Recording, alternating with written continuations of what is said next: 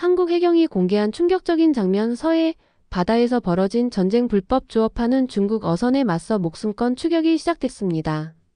그런데 이 싸움의 진짜 의미는 따로 있었습니다. 한 여성 기자가 실제 해경을 따라 취재를 갔다 온 뒤 언론에 이 사실이 알려지면서 전 세계가 다시 한번 한국을 주목했다고 합니다. 이 이야기 한번 들어보시죠. 저는 앨리슨이라고 해요. 캐나다에서 나고 자란 해양 환경 전문 저널리스트입니다. 지난 10여 년간 전 세계 바다를 누비며 불법 조업과 해양 갈등, 기후변화가 어업에 미치는 영향을 취재해왔어요. 아프리카 해안에서 시작해 동남아, 남미까지 꽤나 거친 지역도 다녔지만 정작 동북아시아, 특히 한국은 제게 늘 뒷손이었습니다. 솔직히 말씀드리면 조용하고 안정적인 나라라는 이미지 때문이었어요. 해양 갈등도 미약하고 국제보도에서도 크게 다뤄지는 일이 없었으니까요. 그런데 그 인식이 얼마나 얕았는지 저는 얼마 지나지 않아 뼈저리게 깨닫게 되었습니다. 한국해양경찰청에서 처음으로 연락이 왔을 때도 저는 반신반의했어요. 그쪽에서 보내온 메시지는 정중했지만 강렬했습니다. 서해 불법 조업 실태를 직접 보시겠습니까? 우리는 무기를 들지 않습니다. 그래도 지켜야 하니까요. 무기를 들지 않고 지킨다니 그 말이 머릿속을 떠나지 않았어요. 해적도 아니고 단순 조업 문제 아니었을까요? 설마 무기까지 나올 정도로 위험할 줄은 몰랐습니다. 그래서 저는 직접 확인해 보기로 했어요. 캐나다에서도 종종 비슷한 취재를 해왔기 때문에 자신감이 있었고 무엇보다 한국이라는 나라의 다른 얼굴을 보고 싶었습니다. 서울에 도착해 곧장 목포로 향했어요. 기차 창밖으로 펼쳐진 서해는 생각보다 더 넓고 거칠었습니다. 바람이 심하게 불었고 항구 주변은 고요했지만 묘한 긴장감이 흐르고 있었어요. 고깃배보다 해경 순시선이 더 많이 보였고 사람들의 눈빛은 생계 때문인지 날이 서 있었습니다. 바다는 평화로웠지만 그 아래에 무언가 버티고 있다는 느낌이 들었어요. 목포 해양경찰서에서 김재현 경감을 처음 만났습니다. 그의 인상은 단정했지만 피로해 보였고 얼굴엔 바다바람에 지친 흔적이 선명했어요. 소개는 짧고 간결했으며 불필요한 말은 없었습니다. 보고 싶다면 오늘 밤 함께 나가보라는 말만 남기고 그는 사무실 안쪽으로 돌아갔어요. 그 말 한마디에 전날부터 느껴졌던 감정이 더 구체화됐습니다. 무언가 심상치 않다는 확신이 들었고 저는 따라 나서기로 했습니다. 사무실 한쪽엔 전날 밤 작전 기록이 있었고 한 화면에는 열화상으로 찍은 바다 이미지가 떠 있었어요. 그 안엔 수십 개의 붉은 점들이 띄엄띄엄 떠 있었고 김경감은 그걸 가리키며 말없이 저를 바라봤습니다. 사진 속 숫자와 위치들은 경계선 너머에서 시작해 천천히 한국 해역으로 스며드는 불법 선박들의 움직임을 나타내고 있었어요. 단순한 어민이 아니라 조직화된 침투라는 사실이 뼈처럼 날카롭게 다가왔습니다. 그들은 단체로 움직였고 물길을 이용해 감시를 피해 들어왔습니다. 기록에는 무전 차단, 불 끄기, 엔진 소리 줄이기 같은 내용도 있었는데 이는 우발적 침범이 아닌 명백한 침입이었습니다. 이전에 저는 중국 어민들의 생존권을 다룬 기사를 쓴 적이 있어요. 기후변화와 자원 고갈로 생계가 위협받는 어민들에 대한 동정심, 그리고 국제해양법이 너무 강압적이라는 시각이 중심이었죠. 그런데 지금 보고 있는 건 그와는 전혀 다른 현실이었습니다. 자신들의 해역이 아닌 곳에 집단적으로 들어와 고의로 해경을 공격하거나 조업 장비를 파괴하고 도망치는 행위는 생계라는 단어로는 설명이 되지 않았습니다. 그날 저녁 저는 순시선에 탑승했어요. 출항 준비를 하며 대원들이 방호복과 고무탄 발사기, 망사, 철망 방패 같은 장비를 점검하는 모습을 보며 저는 묘한 감정을 느꼈어요. 군대도 아니고 전쟁터도 아닌데 왜 이런 준비가 필요한 걸까요? 대원들은 말이 없었고 그 침묵 속에서 이들이 겪어온 현실이 짐작됐습니다. 순시선 내부는 간소했지만 효율적이었습니다. 내비게이션 대신 레이더를 기반으로 한 실시간 해상 모니터가 있었고 조타석 옆에는 작전 일지가 놓여 있었어요. 그 안엔 지난 한 달간의 조업 추적 상황과 도주 경로, 그리고 예상 침투 지점이 자세히 기록돼 있었습니다. 수많은 밤을 새며 지켜낸 기록이라는 걸 알 수 있었고 저는 그 사실에 압도당했어요. 캐나다에선 보기 어려운 집중력과 경계태세였고 민간을 보호해야 할 경찰이 이렇게까지 해야 하나 싶었습니다.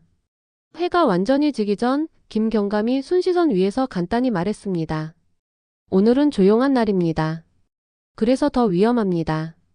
말의 뜻은 명확했어요. 어둠이 깊을수록 침입은 더 정교해지고 눈에 띄지 않게 움직이는 게 가능해진다는 겁니다. 그의 말투는 담담했지만 오래 쌓인 경험에서 나오는 무게가 있었습니다. 엔진이 서서히 돌아가기 시작했고 배는 조용히 출항했습니다. 수평선은 이미 어둠에 잠겼고 달비조차 흐릿해 시야는 불과 수미터 남짓이었어요.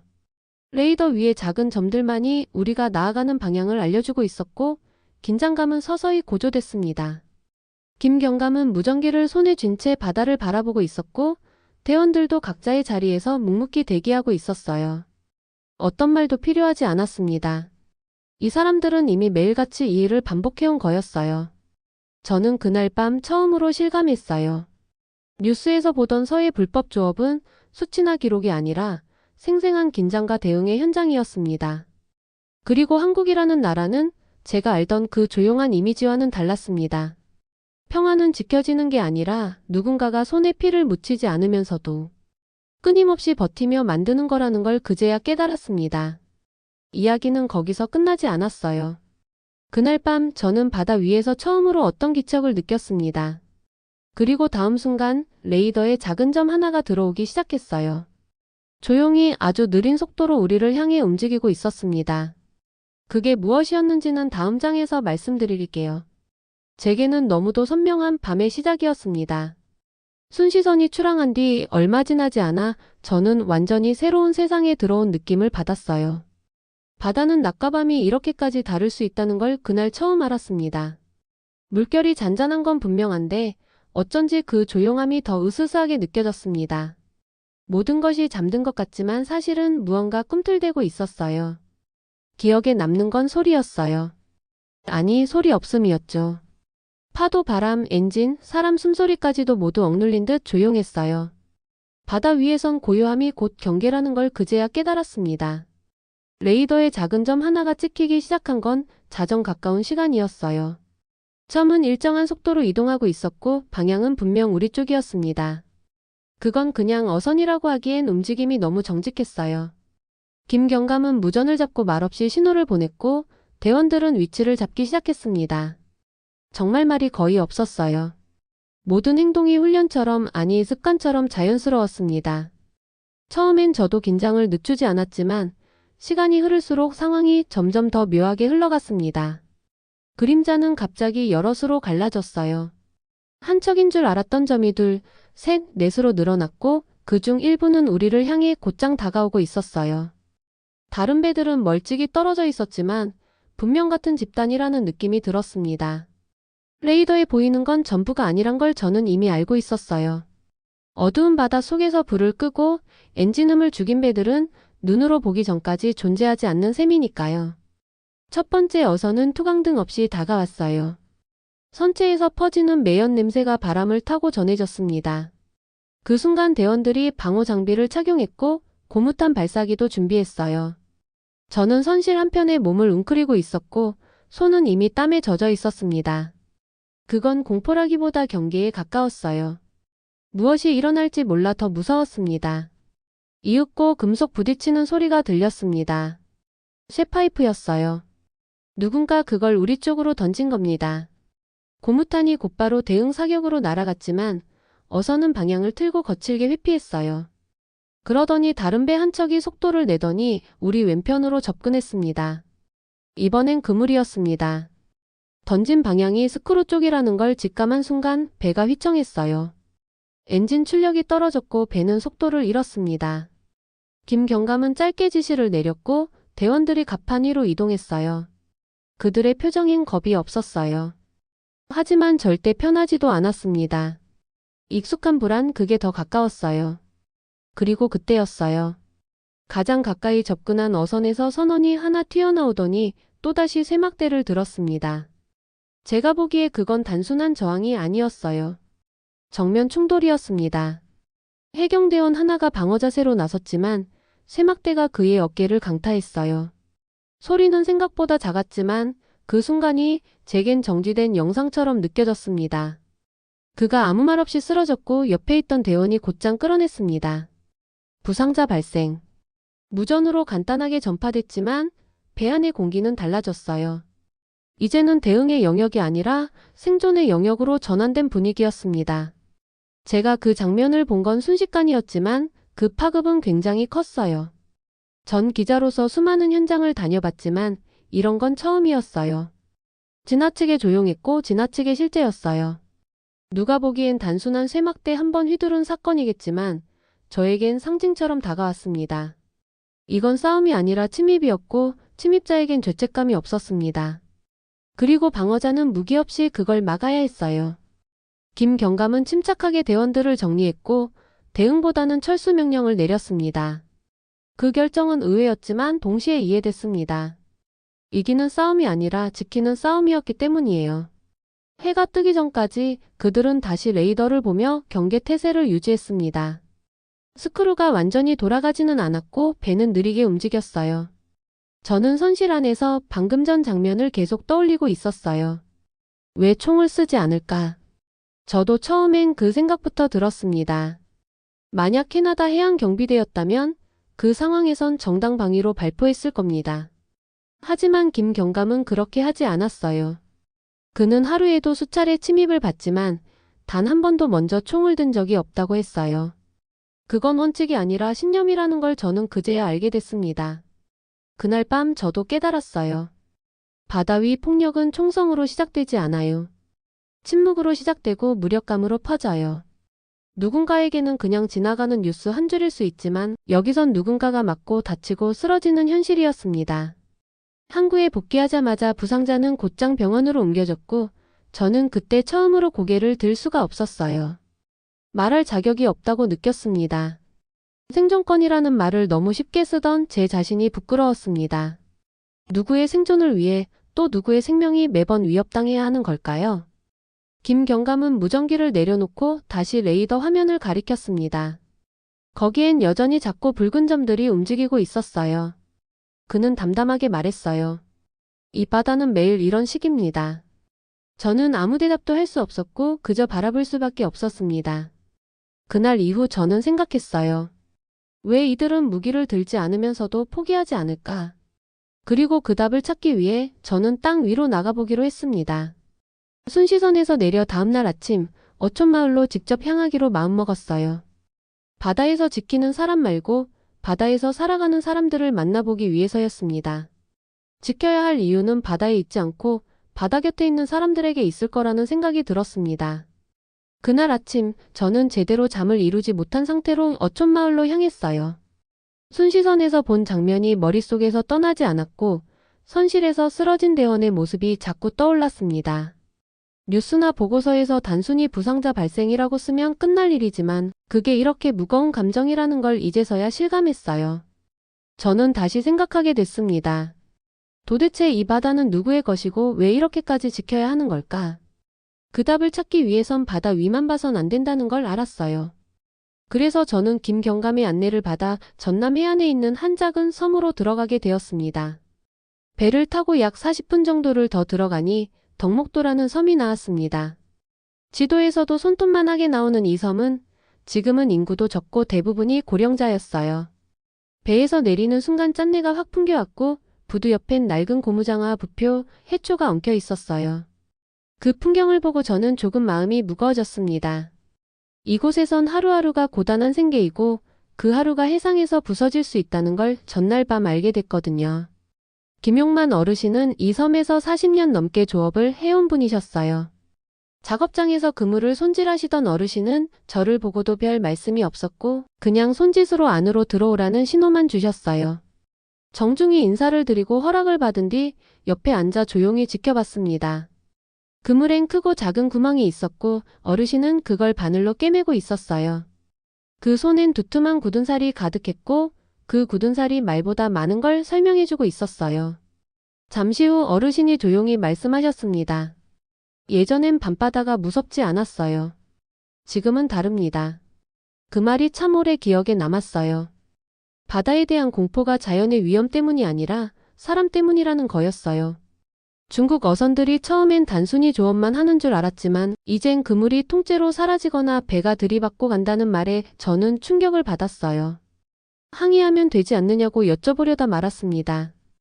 그 말이 얼마나 무의미한 건지 저는 이미 알고 있었거든요.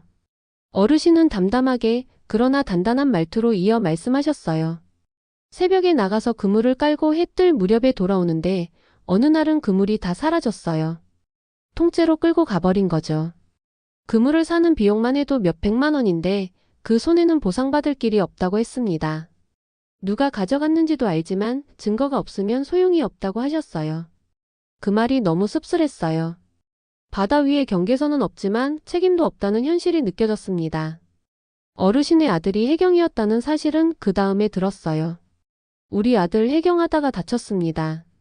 중국 배랑 맞붙다가 쇠파이프에 맞았어요. 허리를 제대로 못 씁니다. 그 말은 담담했지만 그 담담함이 더 아프게 들렸어요. 한 가족 안에서 바다에서 고기를 잡고 또 누군가는 그 바다를 지키기 위해 싸우고 있다는 사실이 너무 묘하게 느껴졌어요. 그리고 그 모든 책임은 고스란히 조용한 사람들이 감당하고 있었습니다. 그날 저녁 저는 마을 사람들과 짧은 대화를 나눌 기회를 얻었어요. 말을 아끼는 분들이 많았지만 눈빛은 모두 같았습니다. 그들 대부분은 불법 조업 때문에 일상 자체가 바뀌었다고 했습니다. 한 어르신은 이젠 바다에 나가기도 무섭습니다. 저녁이 조용하면 더 불안합니다. 라고 하셨어요. 제가 순시선에서 들은 말과 똑같았어요. 조용한 밤이 가장 위험하다는 것. 그건 우연이 아니었어요. 그들은 이미 오래전부터 알고 있었던 거예요. 한편에선 아이들이 놀고 있었어요. 갈매기를 쫓아다니거나 바닷가에서 돌을 던지는 모습은 평범해 보였어요. 하지만 그 아이들의 부모가 지금 어떤 불안을 품고 있는지를 알고 나니 그 풍경조차 무겁게 다가왔어요. 한 아이가 저에게 다가와 삼촌 어디서 왔어요? 라고 물었고 저는 바다를 보러 왔다고 대답했어요. 그 아이는 고개를 끄덕이며 우리 아빠는 바다에 나가요. 근데 요즘 자꾸 무서운 배가 온대요 라고 말했어요. 그 말이 정말 크게 와닿았어요. 어린아이가 이해한 무서움은 단순한 감정이 아니라 현실이었어요. 집으로 돌아가는 배 안에서 저는 많은 생각을 했습니다. 김용만 어르신의 손, 그물, 아이들의 말, 마을의 정적. 모든 것이 낡고 평범했지만 그 안에는 견고한 의지가 있었어요. 바다를 포기하지 않겠다는 고집, 그리고 누군가는 지켜야 한다는 절박함이 느껴졌습니다. 지금껏 제가 써왔던 기사엔 그런 감정이 없었어요. 그저 생존권과 자원 분쟁, 수치와 데이터만 있었지 이름도 없고. 기록도 남지 않는 이 사람들의 이야기는 빠져 있었습니다. 제가 기자로서 할 수 있는 일은 결국 기록뿐이에요. 그 기록이 누구를 살리거나 지키진 못하겠지만 최소한 진실을 남길 수는 있어요. 그래서 저는 마음을 먹었습니다. 이 사람들의 이야기를 있는 그대로 남기겠다고요. 어떤 논쟁도 넣지 않고 누구의 편도 들지 않고 다만 사실을 전달하겠다고 다짐했어요.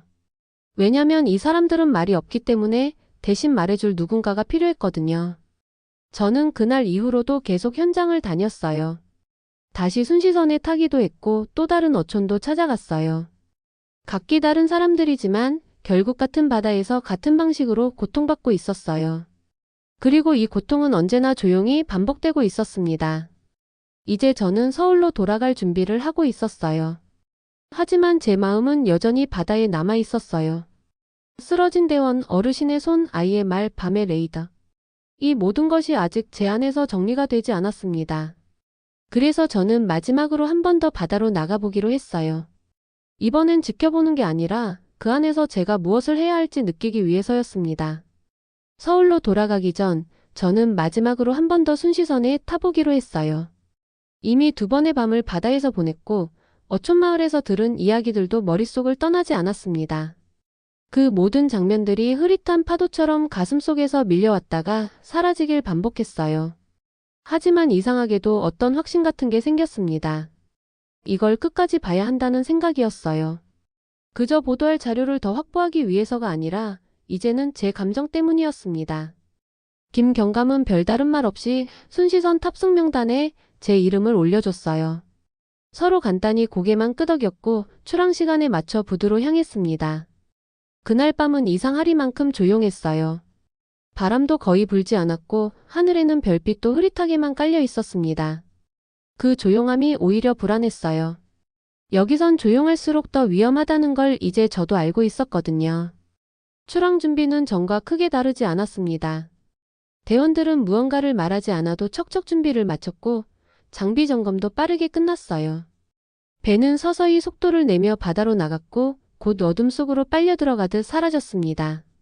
저는 이번에도 선실 한편에 앉아 상황을 지켜봤어요. 긴장이 안 되는 건 아니었지만 처음 탔던 날처럼 겁이 나진 않았습니다.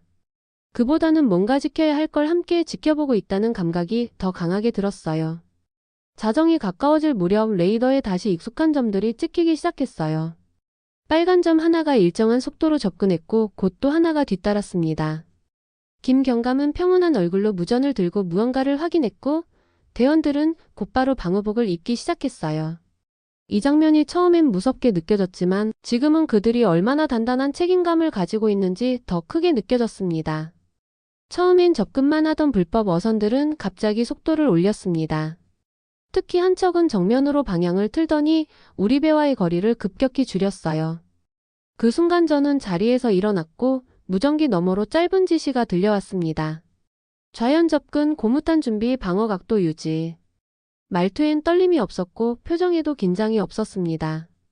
이건 그들에게 일상이었고 그 일상은 누군가의 생명을 지키는 최전선이었습니다. 고무탄이 한 차례 발사됐고 어선은 속도를 줄이는 듯 했어요. 하지만 곧장 다른 방향에서 또 다른 어선이 접근했습니다. 이번엔 그물이었어요. 배의 스크루 근처로 그물을 던지면 추진력이 떨어지고 배가 제 기능을 못하게 됩니다. 실제로 그물이 물살에 휘감기며 선체 일부가 흔들렸고 대원 한 명이 중심을 잃고 넘어졌습니다. 순간 반대편에서 또 쇠막대기가 날아왔습니다. 불비조차 없는 갑판 위에서 날아든 그 물체는 가까스로 방패에 막혔고 쇳소리가 짧게 울렸어요. 그때 저는 숨을 제대로 들이마시지 못했어요. 처음 보는 장면이 아니었지만 여전히 익숙해지지 않았습니다. 이런 장면이 매일 밤 반복된다는 사실에 저는 충격을 느꼈어요. 그리고 한 대원이 바로 옆에서 조용히 말했습니다. 기자님, 지금은 괜찮습니다. 진짜 위험은 아직 안 왔어요. 그 말을 듣고 저는 깨달았어요. 이 바다엔 낮과 밤, 조용함과 위험이 동시에 존재하고 있었습니다. 눈에 보이지 않는 경계선 위에서 누군가는 이렇게 싸우고 있었고 그 싸움은 아무에게도 알려지지 않았습니다. 기록으로만 존재하는 전투, 증언되지 않는 피해, 그게 지금 제가 목격하고 있는 진실이었어요. 충돌은 10분도 채 되지 않아 끝났습니다. 해경의 빠른 대응과 고무탄 발사가 효과를 냈고 어선들은 방향을 바꿔 도주하기 시작했어요. 하지만 이번에도 무언가를 남기고 갔습니다. 스크루 근처의 손상과 부상 직전의 상황, 그리고 침묵 속에 다가오는 또 다른 공포까지요. 순시선은 다시 항구로 돌아가기 시작했고 저는 갑판 위에 서서 어두운 수평선을 바라봤습니다. 그때 김경감이 조용히 옆으로 다가왔어요. 별다른 말은 없었고 저 역시 아무 말도 하지 않았습니다. 그 조용한 순간이 오히려 마음속을 파고들었어요. 그리고 저는 아주 조심스럽게 물어봤습니다. 왜 계속 이 일을 하세요? 매일 이렇게 위험한데요. 김경감은 고개를 들어 하늘을 바라봤어요. 잠시 침묵이 흘렀고 그 뒤에 말이 이어졌습니다. 지키는 사람이 없어지면 바다도 사라집니다. 그 말은 굉장히 간단했지만 제 가슴 깊은 곳까지 울렸어요. 총이 아닌 의지, 명령이 아닌 사명. 그게 이 사람을 버티게 만드는 힘이란 걸 저는 확실히 느꼈습니다. 서울로 돌아오는 길 저는 노트북을 펼쳤습니다. 이번엔 기사가 아니라 약속을 쓰기 시작했어요. 이 바다를, 이 사람들을, 그리고 이 기억을 지켜야 한다고 제 자신과 약속했습니다. 제가 가진 건 글뿐이지만 그 글이 세상 어딘가에 울림이 될 수 있다면 의미가 있다고 믿었습니다.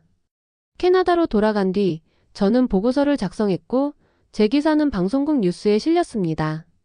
전 세계에 소개된 한국 해경의 대응은 많은 반향을 일으켰고 저도 여러 질문을 받았어요. 하지만 제가 가장 기억하는 건 김경감에게서 온 짧은 메시지 한 통이었어요. 기자님, 고맙습니다. 이제 우리가 혼자 싸우는 게 아니라는 걸 느꼈어요. 그 문장을 읽고 저는 잠시 눈을 감았습니다. 이 바다는 혼자 지켜지는 게 아니었어요. 어딘가에서 누군가는 보고 있고 듣고 있고 기록하고 있었습니다. 그리고 저도 그중 하나가 되었다는 게 제 인생에서 가장 큰 변화였다고 생각합니다.